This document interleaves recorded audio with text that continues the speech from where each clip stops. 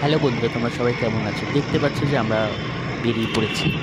তো আমাদের এবারে উদ্দেশ্য ছিল কাশ্মীর ভ্রমণ, সঙ্গে পাঞ্জাব, অমৃতসর। তো আমরা গেছিলাম এবারে, আমাদের গ্রুপে ছিল আমার মা, বাবা, আমি, আমার দিদি জামাইবাবু, দুটো ভাগনা, আর তার সঙ্গে সঙ্গে ছিল হচ্ছে বাবার বন্ধু আলোচনা। তো আমরা বেরিয়ে পড়েছিলাম 28শে ফেব্রুয়ারি 2025। অ্যাকচুয়ালি সেদিনটা ছিল হচ্ছে আমার জন্মদিন। তো প্রতিবারের মতোই আমার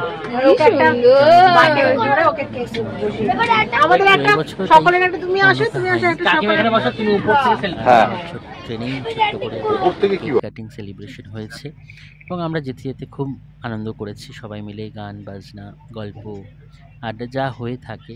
খুব মজা করেছি আমরা ট্রেন জার্নিটা। ট্রেন আমাদের লেট করে ঢুকেছিল অমৃতসরে, প্রায় 9 করে 7 ঘন্টা লেট। আমাদের হোটেল আগে থেকে বুক করা ছিল। ঢুকলাম তো যথারীতি আমরা আমরা হোটেল চলে যাই, হোটেলে পৌঁছে যাই। তারপরে আমি আর জামাই বললাম যে এবার সবাইকে ডিনার করতে হবে, চলো আমরা একটু বেরিয়ে পড়ি। তো আমরা যেহেতু আমাদের হোটেলটা ছিল একদম মানে স্বর্ণমন্দিরের পাশে, তারপরে আমরা যাই হোক রাত্রিবেলা ঠান্ডা আছে 11টা 15 আমরা 15 ডিগ্রি এখন টেম্পারেচার, ডিনারের খাবার ঠান্ডা আছে দিচ্ছে। এত লোক ওই রাত্রি 12টা সময় ভাবতেই পারছি না যে রাত্রি 12:30 বাজে। যেটা এত লোক রাত্রি 12:30, ভাববে যে সন্ধ্যে 8টা 9টা বাজে হয়তো। এত লোক রাত্রিবেলা দেখে মনেই হচ্ছিল না যে তখন বাজে রাত্রি 12:30। যাই হোক, তো আমরা যথারীতি জায়গাটা খুব সুন্দর একটু এক্সপ্লোর করি, কত দোকানপাট, খাবারের দোকান, সব কিছু এক্সপ্লোর করে আমরা রুমে চলে আসি এবং যথারীতি সবাই ফ্রেশ হয়ে আমরা পরের দিন সকালের জন্য প্রস্তুত হয়ে সকালবেলায় বেরিয়ে পড়েছিলাম আমরা local sightseeing. Local sightseeing বলতে গেলে সেরকম কিছু নেই, জালিয়ানওয়ালাবাগ যেখানে আর আলাদা করে বিশেষ কিছু বলার নেই। তোমরা সবাই জানো, আমরা সবাই পড়াশোনা করেছি জালিয়ানওয়ালাবাগ হত্যাকাণ্ডের ব্যাপারে। তো এখানে ঢোকার পরে সত্যি কথা বলতে না, প্রত্যেকটা কোনায় কোনায় প্রত্যেকটা জায়গায় মানে ইতিহাস লুকিয়ে আছে এবং আমাদের যে দেশপ্রেমীরা যে কত বলিদান দিয়েছে সেটা না দেখলে হয়তো এখানে বলতেই মানে বোঝাই যাবে না, না ঢুকলে। তো যাই হোক, আমরা খুব সুন্দর ঘুরে জালিয়ানওয়ালাবাগ ঘুরে তারপরে আমরা চলে গেছিলাম স্বর্ণ মন্দিরে। স্বর্ণ মন্দিরে যাওয়ার পরে ওখান থেকে আমরা বেরিয়ে পড়েছিলাম ওয়াঘা বর্ডারের উদ্দেশ্যে, কারণ ওয়াঘা বর্ডারে 3টে থেকে 3:30টার মধ্যে যদি না ঢোকা যায় একটু ভালো জায়গা পাওয়া যায় না। এবং ওয়াঘা বর্ডারে যাওয়ার পর আমার তো এবারে দ্বিতীয়বার ছিল, কিন্তু বাকিদের সবারই প্রথমবার। মানে আমার বাবা মার আমরা আরেকবার গেছি, দিদিও গেছিল, বাকি বহু বাকি মালাঞ্চলকে যে প্রথমবার ছিল আমার ভাবনা। আর জালিয়ানওয়ালাবাগে ঘোরার পরে স্বর্ণ মন্দির দর্শনের পরে যখন আমরা ওয়াঘা বর্ডার পৌঁছাই, ওই যে ভাইবসটা কাজ করছিল একটা, প্রত্যেকে জয় হিন্দ জয় হিন্দ জয় ভারত, জয় হিন্দ জয় ভারত, মানে এটার মধ্যে একটা আলাদা একটা না পজিটিভ ভাইবস নিজের মধ্যে কাজ করছিল। এই যে দেখতে পাচ্ছ গুলির চিহ্নগুলো এখনও আছে। তো এটা জালিয়ানওয়ালাবাগে যে আমরা গুলি চালানো হয়েছিল, যে হত্যাকাণ্ডটা হয়েছিল, যে গুলির যে দাগগুলো এখনো আছে। তারপরে আমরা মার্কেটে ঘোরাঘুরি করছি করে আমরা ওখান থেকে ফেমাস লস্যি ব্রেকফাস্ট করে দেন আমরা চুড়িদারগুলো দেখেছো। হ্যাঁ, যে টপিকটা নিয়ে আলোচনা করছি, সত্যি কথা বলতে ওয়াঘা বর্ডারে গেলে বুঝে যায় যে আমাদের সেনাবাহিনীরা আমাদের এই ভারত মাতার জন্য, আমাদের এই ভারতবাসীর জন্য কত কিছু স্যাক্রিফাইস করে। তারা প্রত্যেকের ফ্যামিলি ছেড়ে আমাদের দেশের সেবায় যুক্ত হয়েছে এবং মানে তারা যে কী করছে, কত কিছু সেবা করছে এবং তারা কত কিছু স্যাক্রিফাইস করছে ওখানে না দেখলে বুঝতেই পারবে না। এবং অ্যাকচুয়ালি শুধু ওইখানে না, প্রত্যেকটা জায়গায়, সত্যি কথা বলতে প্রত্যেকটা জায়গায় আমাদের ইন্ডিয়ান আর্মি যেভাবে আমাদেরকে আগলে রেখেছে, আজকে আমরা সেভাবে নিশ্চিন্তে ঘুমাতে পারছি, ঘুরতে পারছি, ফিরতে পারছি, খেতে পারছি একমাত্র ইন্ডিয়ান আর্মি। আমার তরফ থেকে ইন্ডিয়ান আর্মি সবাই আর সত্যি কথা বলতে তাদের জন্যই আমরা আজকে বেঁচে আছি। কারণ অমরনাথে আমি যখন গত বছর লাস্ট ট্রিপে গেছিলাম, তো লাস্ট ইয়ারে, তো তখন আমি যেহেতু প্রচুর ঘুরিতে, আমি অ্যাকচুয়ালি সেনাবাহিনীদের যে কন্ট্রিবিউশন আমাদের দেশের প্রতি, সেটা নিজের চোখে না দেখলে হয়তো বলে বোঝানো যাবে না। যাই হোক, এই যে স্বর্ণ মন্দিরের ভিতরে তো মোবাইল অ্যালাউ, মানে মোবাইল অ্যালাউ নি মিনস হচ্ছে একদমই ভিতরে। তো আমরা একদম ভিতরে ঢুকতে পারিনি, কারণ আমাদের কাছে সময় খুব কম ছিল। আমাদের ট্রেন লেট হওয়ার জন্য আমরা সেরকমভাবে কোনো কিছু মানে এক্সপ্লোর করতে পারিনি। যতটুকু গেছি, যতটুকু ঘুরেছি সবটা মানে নিজের মোবাইলে ভিডিও রেকর্ড করেছি এবং তোমাদের সঙ্গে সেটুকু শেয়ার করার চেষ্টা করেছি। আর তোমরা কমেন্ট করে জানিও তোমাদের সবার কেমন লাগলো, এবং আশা করি ভবিষ্যতে আমার আরও যে ভ্রমণ ট্রিপগুলো থাকবে প্রত্যেকটা তোমাদের সঙ্গে শেয়ার করব। এবং আমার এরপরে যে আরও যে ট্রিপগুলো আছে প্রত্যেকটা আস্তে আস্তে এবার আসবে, কারণ আমার মাঝখানে ইউটিউবটা প্রবলেম হয়ে গেছিলো। সো এখন আবার একটুখানি আমি ভিডিওগুলো আবার আগের মতো করে আপলোড করবো, কারণ এর আগে ভিডিওগুলো মাঝখানে একটু আপলোড করতে প্রবলেম হচ্ছিলো, তাই আমি দিতে পারিনি। কারণ আমার জার্নি, তারপরে আরেকটা ঝাড়গ্রামেরটা দিয়েছিলাম তবু সেরকমভাবে দেওয়া হয়নি। তারপরে আমার এই পুরীতে রথে আমি ছোটো ছোটো শর্টস দিয়েছি, বড় ভিডিও দিতে এসে কিছু সব কিছু ডিটেলস দিই। যাই হোক, এই যে দেখতে পাচ্ছি স্বর্ণ মন্দিরের ভিতরে আমরা ঘুরে প্রদক্ষিণ পরিক্রমা করছিলাম। মানে সত্যি কথা বলতে এইসব জায়গাগুলো না গেলে মনের মধ্যে একটা না পজিটিভ ভাইবস কাজ করে। তো সেই হিসাবে আমরা যখন ভিতরে যখন পরিক্রমা করছি প্রত্যেকটা জায়গায় মানে একটা মানে ভগবান গুরু নানকের ছবি, ভক্তি ভরে তারা দর্শন করছে, তাদের ভগবানকে তাদের মনের কথা জানাচ্ছে। আমরাও দর্শন করে ভিতরে তো ঢুকতে পারিনি, কারণ এতটাই ভিড় ছিল। আমরা বাইরে থেকে দর্শন করে প্রণাম করে আমরা চলে এসেছিলাম, বেরিয়েছিলাম। তারপরে কিছু যারা ভক্তি শোনাচ্ছিল, এটা বাঙালি ভাষায়, প্রচুর ভিড় ছিল। তো সেটা দেখার জন্য আমাদেরকে হয়তো আরও ঘন্টা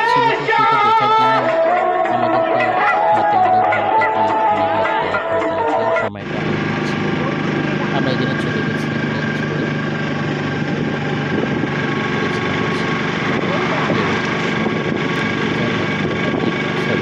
ওয়াগাবন। তো আমরা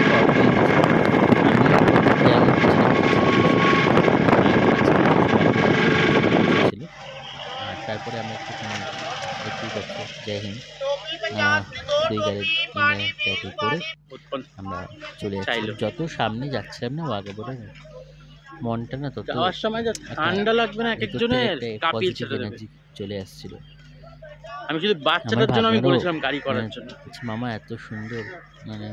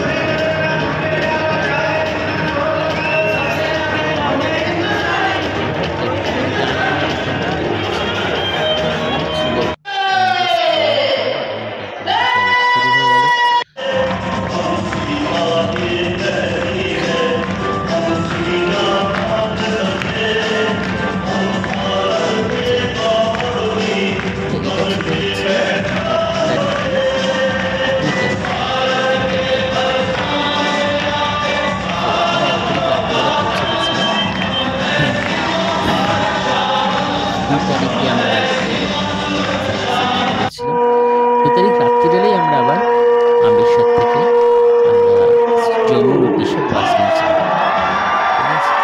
তো বাসটা খুব ভালো ছিল, সেটা ভিডিও মানে আমি সেরকমভাবে কিছু নেই। যদি তোমাদের কারো কোনো সময় জানার থাকে যে কীভাবে বুক করবো, তো তোমরা সব থেকে বেস্ট হয় রেড বাস থেকে তোমরা বুক করে নিতে পারো। আর দেখে নেবে যে কমেন্ট সেকশানে মানে তাদের রেড বাসের যে অ্যাপে যে রেটিংস কী আছে, মোটামুটি সব বাসই ভালো। তাও রেটিংস দেখে বুক করেছিলাম। তো আমাদের মানে বাসটা কোনো সমস্যা হয়নি, বাসটা খুব ভালোই ছিল। আমাদের ম্যাক্সিমাম যারা যাত্রী ছিল সবাই বৈষ্ণোদেবী দর্শন করতে যাচ্ছিল, কোনো সমস্যা হয়নি। হ্যাঁ, একটু ব্যাচেলার্স ছিল বলে একটুখানি চেঁচামেচি হয়েছিল, অনেক রাত পর্যন্ত। আমরা রিকোয়েস্ট করেছি যাই হোক, কোনো অসুবিধা হয়নি। বাসটা ঠিকঠাক ছিল, আমাদের যথারীতি কারেক্ট টাইম যেটা রেড বাসে দেখাচ্ছিল সময় থেকে 1 ঘন্টা পরে আমাদেরকে জম্মু বাস স্ট্যান্ডে আমাদেরকে পৌঁছল এবং সঙ্গে সঙ্গে আমাদের এখান থেকে গাড়ি করা ছিল, গাড়ি চলে আসে। জাস্ট বাস থেকে নামার সঙ্গে সঙ্গে বৃষ্টি মানে মৌসুমিভাবে বৃষ্টি শুরু হয়ে গেছে। এটা আমাদেরকে এতটা ঘুরতে হয়নি, আমাদের গাড়ি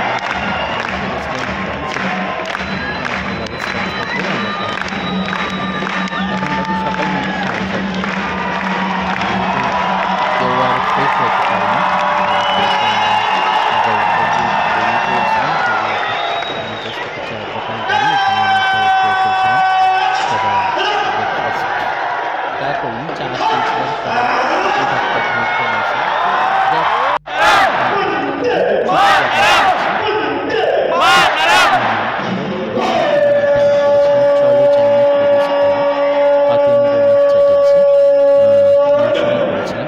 অ্যাকচুয়ালি আমরা আঙ্কেলের সঙ্গে কাশ্মীর ট্রিপটা যতবার আমরা কাশ্মীর করছি আমার সঙ্গে করেছি এবং আরও অনেক জায়গায় করেছি, রাইজিং করেছি, আরও অনেক জায়গায় করেছি। অনেক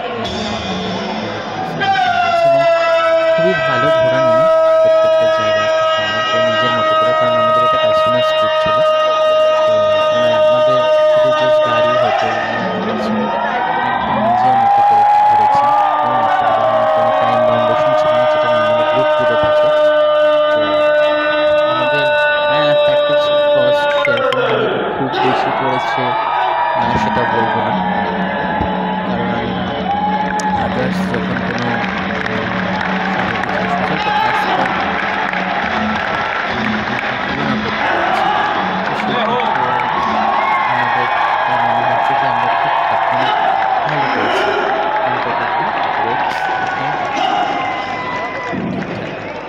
যাই হোক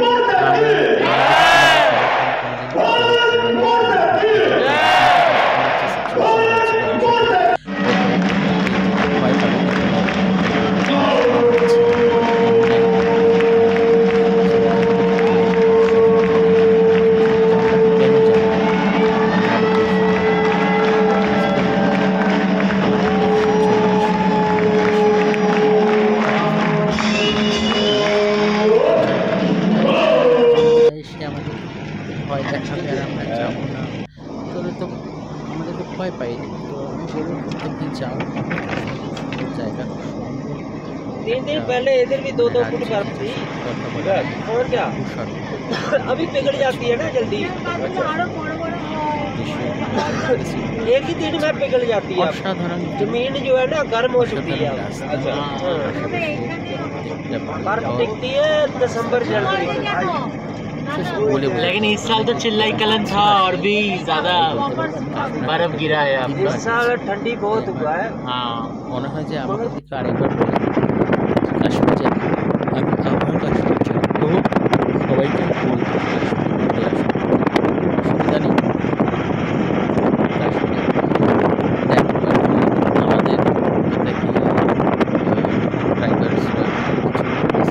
আমাদের সব জায়গাতেই আছে। এটা আমাদের রুম। তারপরে আমরা হোটেলে চেক ইন করেছিলাম। এটা ছিল আমাদের হোটেল ভিক্টোরিয়া, একদম ডাল লেকের পাশে।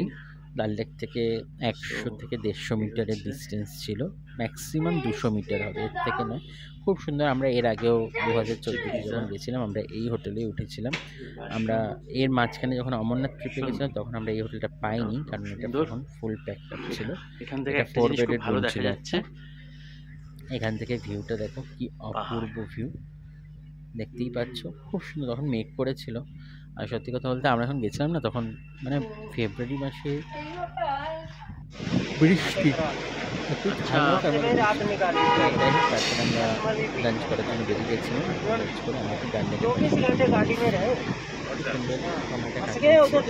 যেহেতু আমরা প্রথমে নাইট বাসে আমি ভীষণ সময় কাটাইনি, রেস্ট নিই। তারপরে কারণ আমাদের যে ড্রাইভার আঙ্কেল ছিল, তো আমাদেরকে বললো যে বৃষ্টি হচ্ছে, তো গুলমার্গে বা দুধপাত্রিতে কোথাও আপনারা যেতে পারবেন না, তো আপনারা সোজা চলে যান লোকাল স্টেশন। তো লোকাল স্টেশনে আমরা চলে যাই। প্রথম হচ্ছে শঙ্করাচার্য মন্দির। শঙ্করাচার্য মন্দিরে সিঁড়ি দিয়ে 280টা সিঁড়ি উঠতে হয়। তো আমরা 60টা সিঁড়ি উঠে গেছিলাম শঙ্করাচার্য মন্দিরে। তো শঙ্করাচার্য মন্দির দেখে দর্শন করে তারপরে ওখান থেকে Mughal garden, Nishatbagh, চশমে-শাহী, tulip garden এগুলো সব আমরা দেখেছিলাম। এবং সত্যি কথা বলতে মুঘল গার্ডেন, নিশাদবাগ সবই একই রকম।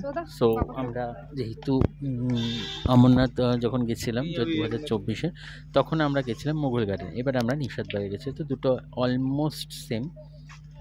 চশমে-শাহীতে যাইনি আমরা, ঠিক আছে, কারণ ওই মানে একই রকম তো সবকিছু বাবু, আমরা আলাদা করে কিছু ঠান্ডায় সবই তবু হয়ে আছে, মানে এক একজন 2-3টে করে পড়েও মানে অবস্থা খারাপ। অ্যাকচুয়ালি ঠান্ডার জায়গায় ঠান্ডার সময় বৃষ্টিটা পড়লে না ঠান্ডাটা আরো বেড়ে যায়। বাবু দিদি বলছে আমরা একটা ছবি তুলতে, আমার ছবি করে নিলাম যে এত ঠান্ডা কুকুরে আছিস আর কি ছবি তুলবো। তো যাই হোক, আমরা অনেক কষ্ট করে উপরে পৌঁছেছি। আমার ছোটো ভাগনা ওই অবস্থায় সেই করেই সিঁড়িতে উঠেই ও বলছে মামা আমি উপরে যাব। তো যাই হোক, তো সেও হেঁটে হেঁটেই উঠেছে, কোলে উঠতে চায়নি। তারও মধ্যে একটা জোশ এনার্জি ছিল ফুলদামে। তারপরে আবার সিঁড়ি, লাস্টে মহাদেবের কাছে পৌঁছানো। তো আমি ভিতরে আর কোনো ভিডিও করতে পারিনি, কারণ ওখানে দেখানো যায়নি। তো ওখানে ছিল বাবা মহাদেবের লিঙ্গ, সবাই একবার বলে দেওয়া হর হর মহাদেব। আমরা ওখানে পুজো দিয়ে আবার নেমে এসে একটু ছবি তুলে আর খালি পায়ে উঠছিলাম। তখন মনে হচ্ছে পাটা মনে হচ্ছে ঠান্ডা কেটে আছে, একে বৃষ্টি পড়েছে, জল তার উপরে ঠান্ডা আর পাথর, তো মানে একদম মনে হচ্ছে পায়ে কিছু নেই, পাটার তলে না জ্বালা পোড়া করছিল, একে তো অবশ্য তার উপরে আবার জ্বালা পোড়া করছিল, মানে কিচ্ছু বলার নেই। সো দেন ওখান থেকে আমরা সবাই একে একে দর্শন করে নিচে এসে ছবি তোলার পরে, কারণ বাবা যেতে পারেনি, কারণ বাবার একটু প্রবলেম হচ্ছিল। তো বাবা বলছে আমি যাব না, তোরা ঘুরে আয়। বাবা নিচে ছিল, আমরা সবাই যাই।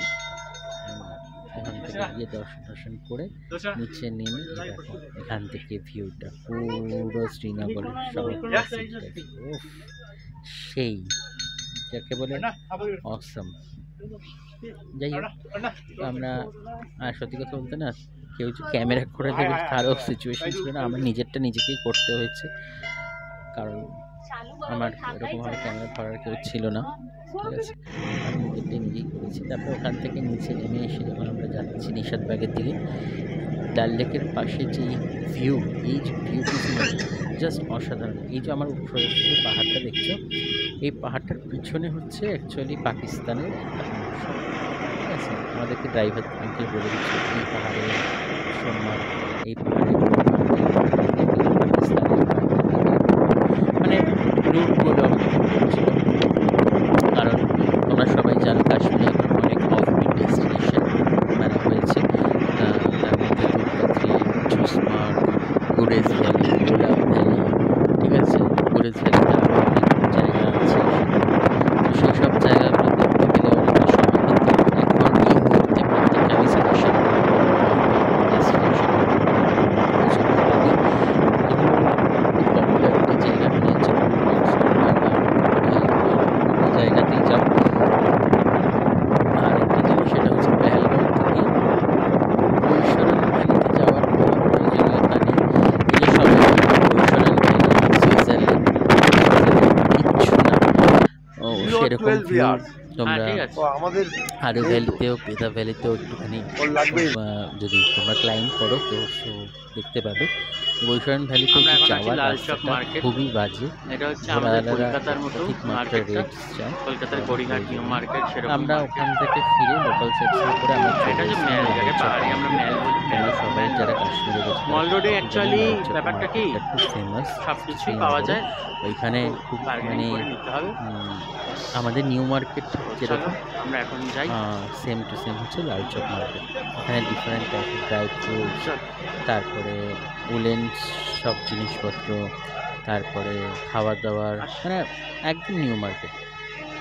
খুব সুন্দর, মানে বিভিন্ন রকমের ওদের যে কালচার সেগুলো দেখা যায়, যে মিলিটারিরা প্রত্যেক রাস্তায় রাস্তায় যাও, তুমিও যাও, আমার যাও, বড় ভাগনা বন্দুক আছে, বন্দুক দেবে, ছবি টবি তুললো, ছোট ভাগনা আবার হ্যান্ডশেক করতে গেছিলো। দাও, এরকম করো, হাতটা ঘুষি করো, আর কি হ্যান্ডশেক করো। ও তো শুধু বন্দুক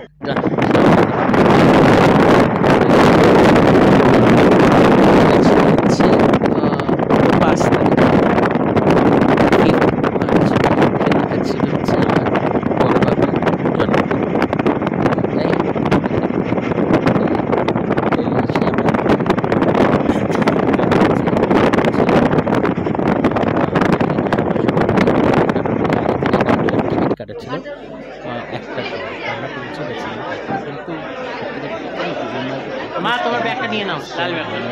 যেই গাড়ি করে আমি হোটেল থেকে যাবো সেটা অনেক আগে নামিয়ে দেবো, বলছি এখান থেকে আবার আপনাকে গাড়ি নিতে গেছে, ভালো কথা গাড়ি নিয়েছি, বাট গাড়িতে যেই দোকানে দাঁড়াতে জ্যাকেট আর জুতোর জন্য সেখান থেকেই তোমাকে নিতে হবে, অন্য কোনো দোকানে নিতে হবে।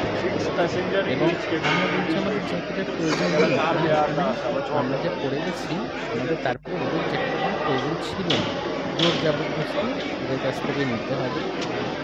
আমরা নিয়েছি যথারীতি, নেওয়ার পরে আমরা আবার ওখান থেকে ওই যে গাড়ি আলাদা করে গাড়ি নিতে হচ্ছিল সেই গাড়িটা করে আসলাম, গাড়িটা আবার একটা জায়গায় নামিয়ে দিল, ওখান থেকে আবার গন্ডোলা পর্যন্ত আবার তোমাকে যেতে হলে আবার গাড়ি আছে বা এটিভি বাইকগুলো আছে বা ঘোড়া আছে। হ্যাঁ, তোমরা বলতে পারো তাহলে কি ওরা কি ইয়ে করবে না, বিজনেস করবে না? হ্যাঁ, বিজনেস করতে পারে, কিন্তু এটা ঠিক না, না এটা অন্য জায়গায় অন্য কিছু রাইটসের জন্য করুক, কিন্তু এটা হচ্ছে প্রত্যেকটা জিনিসই না ওখানে ইউনিয়নগুলো এরকমভাবে করে দিয়েছে।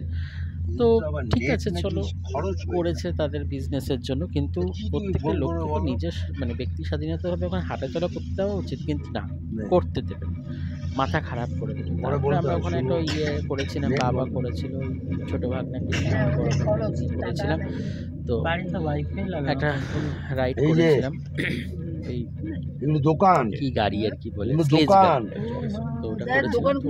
গন্ডোলা পর্যন্ত এসে লাইন টাইন দেখলে, লাইন টাইন দিয়ে ঢুকলাম, ঢুকে দেন আমরা রোপওয়ে করে আমরা উপরে উঠছি, তখন বাজে হচ্ছে প্রায় 1:45। তো যাই হোক, যথারীতি যখন উপরে উঠছি সেই যে ভিউ, সড়কও যাকে বলে না, সেই সড়কের মানে দৃশ্য চোখের সামনে, মানে যাকে বলে না, এটা হয়তো জীবনে ভুলবো না। মানে সত্যি কথা বলতে কাশ্মীরকে ভূস্বর্গ বলা হয়, সেটা এই কারণেই বলা হয়, এই একমাত্র এই মানে ভিউটার জন্যই বলা হয়। কেন বলা হয় সেটা না দেখলে, যারা না দেখেছে তারা মিস করেছে সত্যি কথা। যদি কেউ কাশ্মীর দেখতে চাও, বরফ দেখতে চাও, তাহলে বলবো তোমরা ফেব্রুয়ারি মার্চে যাও, তোমরা যথেষ্ট বরফ দেখতে পাবে। আর যদি তোমরা আপেল দেখতে চাও তাহলে সেপ্টেম্বর অক্টোবর মাসে যাও, আর টিউলিপ দেখতে গেলে মার্চে, মার্চের শেষে এপ্রিল প্রথম দেখতে। এই যে আমরা তারপরে আবার ফিরে আসছিলাম, আমরা তাড়াতাড়ি করে ফিরে এসেছি, 4:30 5টার মধ্যে ফিরে এসেছি। এই যে রাস্তাটা চারদিকে দেখেছো, যে বলে বোঝাতে পারবো না, দুই দিকে বরফ, সারাক্ষণ মিলিটারিরা রাস্তা ক্লিন করে যাচ্ছে, মানে বরফ যদি পড়ে যায় রাস্তায়, কারণ সবসময় স্নোফল হচ্ছে, আমরা স্নোফল পাইনি, একদিকে ভালোই হয়েছে স্নোফল, যদি পেতাম তাহলে রাস্তাটা সেটা পাইনি। আমাদের ওয়েদার খুব ক্লিয়ার ছিল, জানি না ভগবানের সদস্য আমাদের সাথ দিয়েছে, ওয়েদার ক্লিয়ার ছিল, দুই ধারে বরফ, যত সুন্দর লাগছে। আর যখন এখানে রোদ পড়ছে, যে যেখানে বরফগুলো গলে যাচ্ছে আর পড়ছে, তখন অপূর্ব লাগছে, অপূর্ব সোনালি রোদের ছায় যখন নাম্বার আবার 0 হয়ে যাবে, মানে গাছগুলো যখন, দেখো ভিউটা দেখো, অসাধারণ, মানে না গেলে মিস।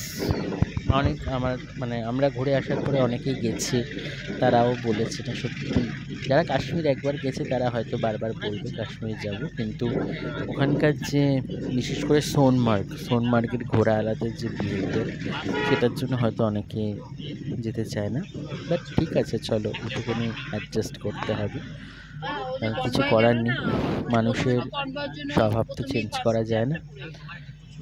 তাহলে আজকে যদি মানুষের স্বভাব চেঞ্জ হতো তাহলে আজকে আমাদের পরিবেশের আশেপাশে এত ঘটনা ঘটতো না। তো সবাই শান্তিতে আমরা খুশিতে বসবাস করতে পারতাম। যাই হোক, সেসব কথা থাক। এই যে দেখতে পাচ্ছ, আর ওখান থেকে যদি একটা মিলিটারি গাড়ি আসতো তো আমরা মানে জ্যামে আটকে গেছিলাম অনেকক্ষণ, প্রায় ঘন্টা দেড়েক মতো আমরা আটকে গেছিলাম। রাত্রিবেলা ফিরে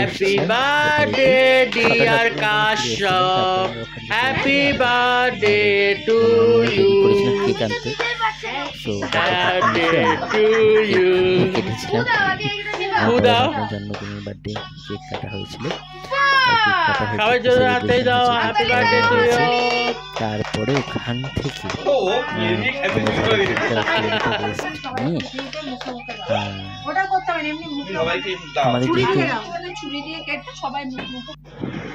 তারপরের দিন আমরা চলে গেছিলাম হচ্ছে দুধপাতি। সে এক আরেক মানে গল্প। দুধপাতির যেহেতু অফ বিট, তো খুব সুন্দর জায়গা, ওখানে ঘোরা আলাদা। সত্যি কথা বলতে যেরকম গুলমার্গ বা সোনমার্গে আছে সেরকম অত্যাচার নেই।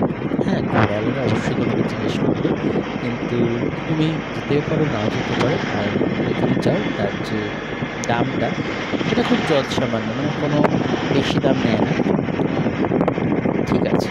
কারণ এখানে আমরা আগের বার যখন গেছিলাম 300 টাকা করে নিয়েছিল ক্ষীরগঙ্গা রিভার পর্যন্ত, আর এবারেও সেমই নিয়েছে। আমার দিদিরা গেছিল, খুব ভালো ঘুরেছি আমরা, সত্যি কথা বলতে। থ্যাঙ্কস টু অতিক্রম, মানে তার জন্য আমাদের গাড়ি আর হোটেলগুলো এত সুন্দর দিয়েছে।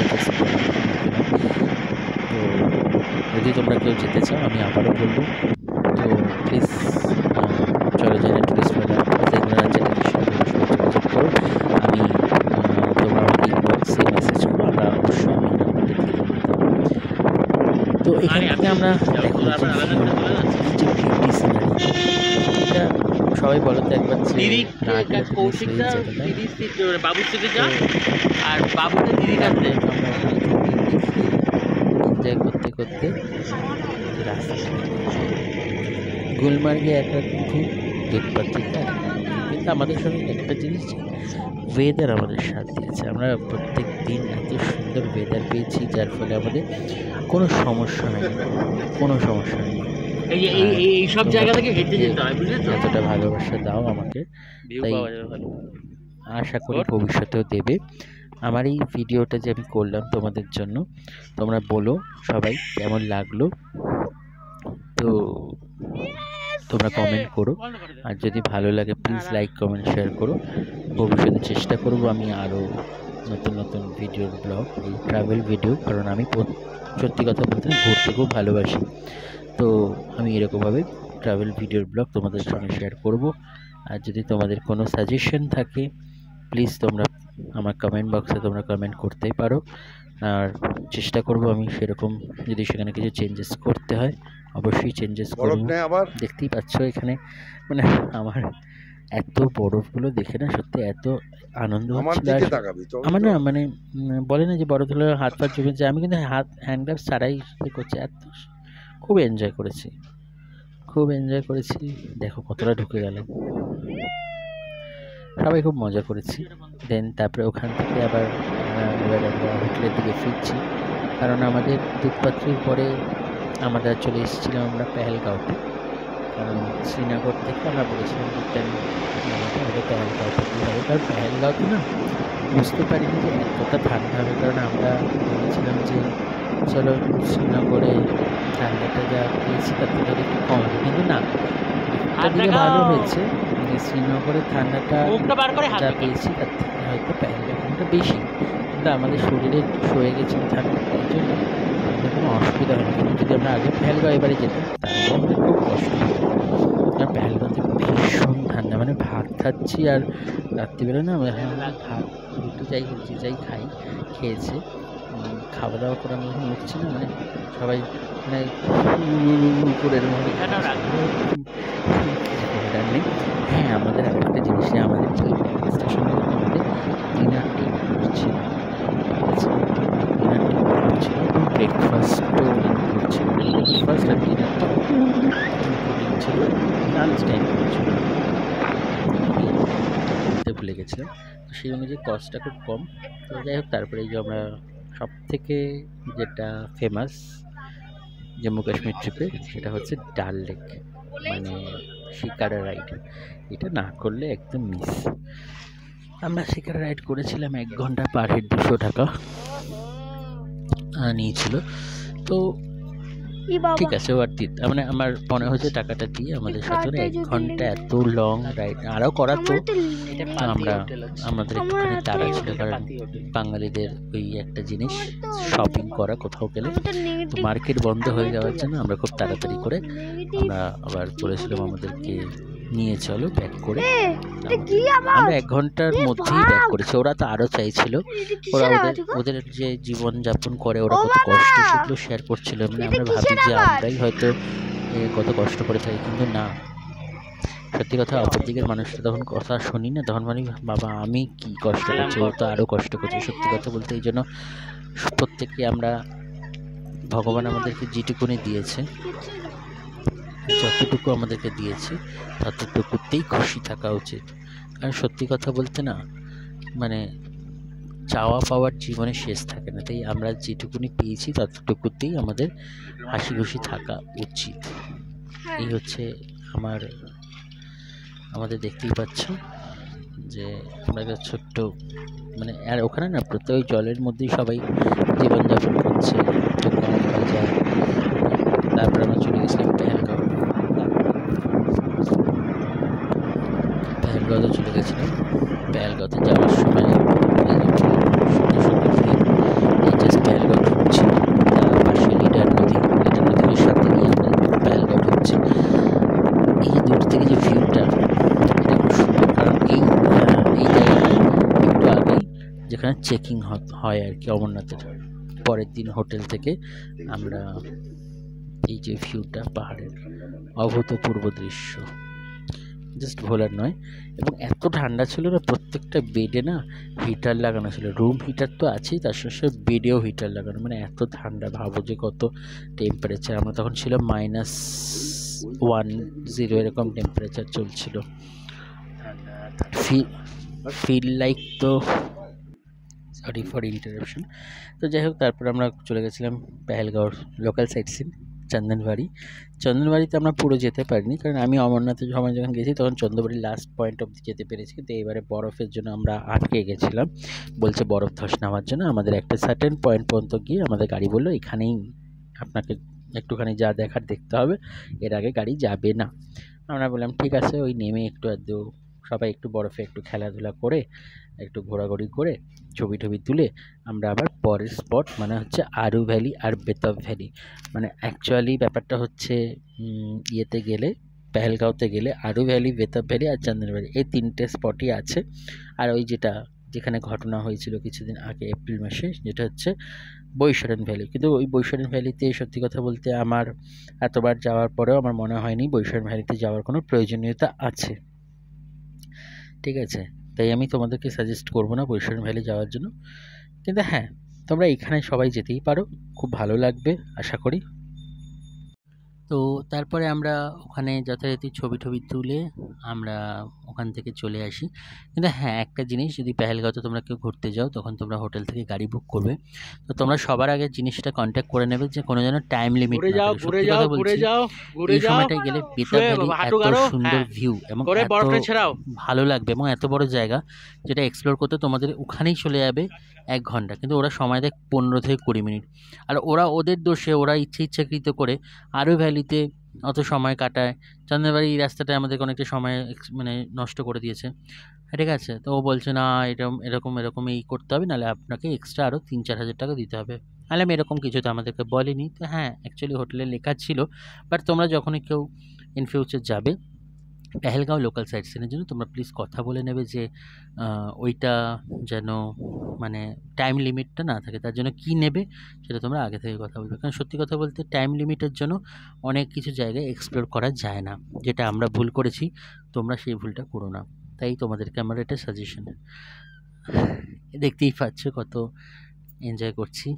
তো আমরা সবাই ছবি তুলে, আর মানে কিছু বলার নেই। এই যে মুহূর্তগুলো বলে যতটা আমি বলছি হয়তো তোমাদেরকে, কিন্তু আমি ওখানে থেকে যে জিনিসটা ফিল করেছি সেই ফিলটা, সেই অনুভবটা তোমাদের সঙ্গে কোনোদিনই আমি বোঝাতে পারবো না। কিন্তু হ্যাঁ, একটা কথাই বলবো, কাশ্মীর এমন একটা জায়গা, আমাদের এমন একটা রাজ্য আমাদের ভারতবর্ষে, প্রত্যেকটা মাসের প্রত্যেকটা ভিউ সত্যি, এই জন্য হয়তো কাশ্মীরকে ভূস্বর্গ বলা হয়। একটা শরৎকালে একরকম ভিউ, মানে অক্টোবর, সেপ্টেম্বর অক্টোবরে যখন চিনার পাতা গাছগুলো সবুজ থেকে হলুদ হতে থাকে, এত সুন্দর লাগে দেখতে। দেন এটা হচ্ছে ভেতর ভ্যালি, এটা অসাধারণ। এটা, এই জায়গাটার কথা আমার মানে জাস্ট কি বলবো, আমরা মুগ্ধ হয়ে গেছিলাম। এই এত বড় জায়গাটা মাত্র 20 মিনিট টাইম দিয়েছিল। আর এটা একটা টিকিটও আছে, মেবি 50 কি 70 কি 100-র মধ্যে হবে, আমার একটু মনে নেই। অনেক সুন্দর জায়গা, মানে এটা অনেকটা হেঁটে এসে আমাদেরকে এই জায়গাটা আমরা এসেছিলাম, খুব একটু নিলিবিলি বাট অনেক সুন্দর জায়গা। আমরা এখানে কিছু রিলস বানিয়েছিলাম, কিছু ভিডিও বানিয়েছি, খুব ভালো লেগেছে আমাদের।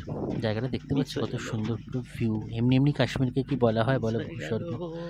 অসাধারণ অসাধারণ। আর যখন জুন জুলাই মাসে এটা তো পুরো সবুজ গ্রিনারি হয়ে থাকে। এই তারপরে আমরা চলে গেছিলাম আরু ভ্যালি। আরু ভ্যালিতে লাস্ট আমরা আরু ভ্যালিতে গিয়েছিলাম। ঠিক আছে, আরু ভ্যালিটা আমার সেরকম মনে হয়নি। আমরা ওখান থেকে দেন আবার ব্যাক করেছি, ব্যাক করে হোটেলে চলে এসেছি। হোটেলে এসে আমরা আবার একটু শপিং করতে বেরিয়ে গেছিলাম। ওখানে নিয়ারেস্ট মার্কেট একটা আছে, নিয়ারেস্ট মার্কেটে চলে গেছিলাম একটু ড্রাই ফ্রুট কেনার জন্য। দেন তারপরে কাশ্মীরকে টাটা বাই বাই করে আমরা বিদায় নিয়েছিলাম। তার সঙ্গে সঙ্গে কিছু পুরোনো স্মৃতিগুলো আমাদের মনে পড়ছিল যাওয়ার সময়, যে আমরা এই দিন এখানে এইভাবে এনজয় করেছি, ওখানে ওই দিনে এইভাবে এনজয় করেছি। সত্যি কথা বলতে আমি দিদি যাবো না, তার সঙ্গে সঙ্গে মা বাবা প্রত্যেকে খুব এনজয় করেছে। মালাঞ্চু আপু, প্রত্যেকটা মানুষ প্রত্যেকটা সময় এনজয় করেছি আমরা। আমার দুটো ভাগনা, ঠিক আছে, মানে খুব এনজয় করেছি আমরা। জাস্ট এই জন্য আমরা যদি কোনো অন্য মানে আবার যদি ভবিষ্যতে কখনো সুযোগ হয়, তাহলে নিশ্চয়ই কাশ্মীর যাব এবং তোমাদেরকে আবার সেই পুরনো স্মৃতিগুলো তুলে ধরবো, যে জায়গাগুলোতে আমরা এনজয় করে এসেছি, যেগুলো ঘুরে এসেছি প্রত্যেকটা জায়গায়। কারণ সত্যি কথা বলতে যত দিন যাচ্ছে সব কিছু তো জিনিস আপডেট হচ্ছে, চেঞ্জ হতে থাকছে। তো সেগুলো হয়তো আজ থেকে আমি যদি 5 বছর পরে বা 6 বছর পরে যদি যাব, তো তখন নিশ্চয়ই কিছু তো পরিবর্তন হবেই। তো সেটা তোমাদের সঙ্গে শেয়ার করব। কিন্তু তোমাদের যদি এই ভিডিওটা ভালো লেগে থাকে তো প্লিজ লাইক কমেন্ট শেয়ার করো, এবং আমি ভবিষ্যতে তাহলে তোমাদেরকে আমার আরও যে ট্রাভেল ভিডিওগুলো আছে তোমাদের সবার সঙ্গে শেয়ার করব। এবং খুব তাড়াতাড়ি আমার কাশ্মীর ট্রিপের পরে হচ্ছে পুরী ট্রিপ, মানে পুরী ট্রিপ আমি একটা দিয়েছি, শর্টসে দেখতে পাবে, আমি বন্ধুদের সঙ্গে গেছিলাম। তারপরে আমি মা বাবাকে নিয়ে রথে পুরী গেছিলাম, সেই ভিডিওটা আমি তোমাদের সঙ্গে খুব তাড়াতাড়ি আসছি শেয়ার করতে। এই যে এই স্লেজ গাড়িটার কথা তোমাদেরকে বলছিলাম, বাবা আর আমার বড় ভাগনা গেছিল, খুব মজা হয়েছিল, খুব সুন্দর। প্রত্যেকটা বলছি তো, প্রত্যেকটা মুহূর্ত খুব এনজয় করেছি, খুব আনন্দ করেছি। হয়তো আমরা সারা জীবনেও ভুলতে পারবো না। এই পুরো রাস্তাটা বরফের এবং দুই দিকে হচ্ছে বরফের পাহাড়। যাই হোক, সবাই ভালো থেকো। কাশ্মীরকে বিদায় জানিয়ে, পেহেলগাঁওকে বিদায় জানিয়ে আমরা আবার সেই পুরনো আমাদের জীবনে ছন্দে ফেরার চেষ্টায়। মন খারাপ তো থাকবেই, কোনো জায়গায় ঘুরতে গেলে একটা মন খারাপ, এবং ফেরার সময় তখন মনটা খুব খারাপ হয়ে যায়, কারণ আবার তো সেই জীবন, অফিস বাড়ি অফিস, এটুকুনি। যাই হোক, এই আমাদের লাগেজ, এত লাগেজ হয়ে গেছিলো, প্রচুর আপেল খেয়েছিলাম। বাবা বলছে, বাবা এই যে এত লাগেজ, তোরা কী করছিস, মানে কত, মানে 1 মাসের ট্রিপে হয়তো আমরা এসেছিলাম, বাবা বলছে। তো যাই হোক, তারপরে আমরা ফিরে এসেছি, এই যে দেখতে পাচ্ছি ট্রেনে করে ফেরার ভিডিও। তো তোমরা সবাই ভালো থেকো প্লিজ। যদি ভালো থাকে, ভালো লাগে, লাইক কমেন্ট শেয়ার করে দিও। জয় জগন্নাথ।